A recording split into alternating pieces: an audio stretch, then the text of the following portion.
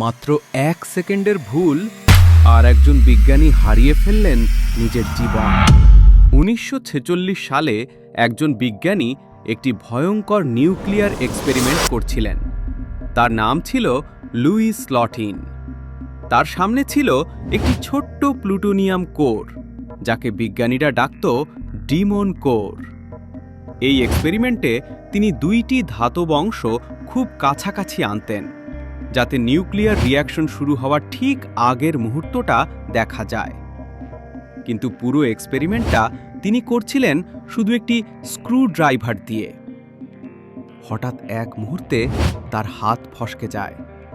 ধাতব অংশ দুটো একসাথে লেগে যায়, আর সাথে সাথে শুরু হয় মারাত্মক নিউক্লিয়ার রিঅ্যাকশন। ঘরটা হঠাৎ নীল আলোতে ভরে যায়।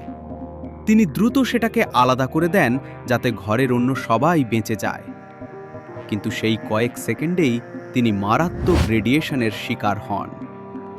মাত্র 9 দিন পর এই এক্সপেরিমেন্টের কারণেই তার মৃত্যু হয়। আর সেই থেকেই ডিমন কোর হয়ে যায় বিজ্ঞানের সবচেয়ে ভয়ঙ্কর এক্সপেরিমেন্টগুলোর একটি। ভিডিওটি ভালো লাগলে like, comment, share and subscribe করে দিন।